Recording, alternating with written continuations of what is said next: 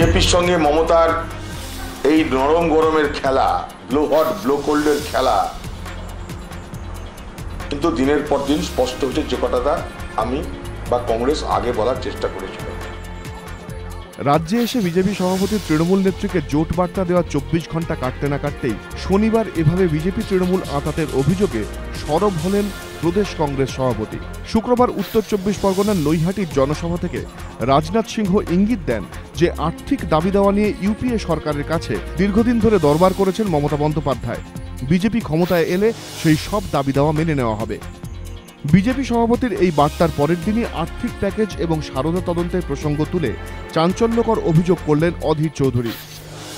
অধীর চৌধুরীর অভিযোগ অবশ্য উড়িয়ে দিয়েছে বিজেপি। সব মিলিয়ে ভোটের মাঝে রাজনৈতিক চাপানুতোর তুঙ্গে।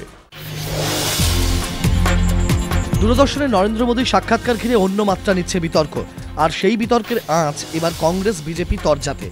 দূরদর্শনে নরেন্দ্র মোদীর একটি সাক্ষাৎকারের কয়েকটি অংশ কাটছাঁট করে দেখানোর অভিযোগ ঘিরে বিতর্কের সূত্রপাত। কাটছাঁটের বিষয়টি কার্যত স্বীকার করেও বিতর্ক থেকে দূরত্ব বজায় রাখারই চেষ্টা করছে প্রসার ভারতী।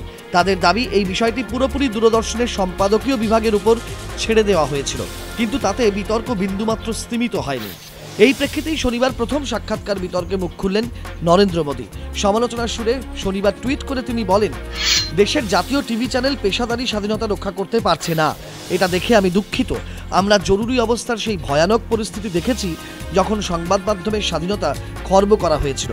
এটা আমাদের গণতন্ত্রে কালো দাগ।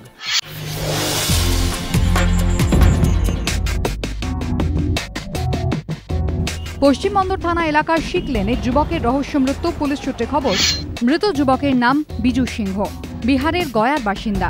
ট্রাকের খালাসির কাজ করতেন। মাথায় ও শরীরের বিভিন্ন জায়গায় আঘাতের চিহ্ন রয়েছে।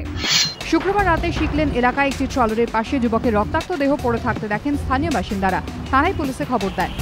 লালবাজারের গোয়েন্দা বিভাগের হোমিসাইড শাখা এবং পশ্চিম বন্দর থানার পুলিশ তদন্ত শুরু করেছে। কথা বলেছে মৃতের পরিজনদের সঙ্গে। পুলিশের বক্তব্য, ময়না তদন্তের রিপোর্ট হাতে পাওয়ার পরই বোঝা যাবে মৃত্যুর কারণ।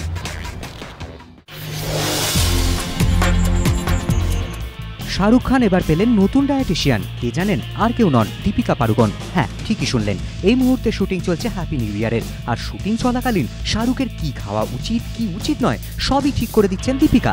এমনকি শাহরুখ যাতে সময় মতো খান সেদিকেও নজর রাখছেন শাহরুখের নায়িকা।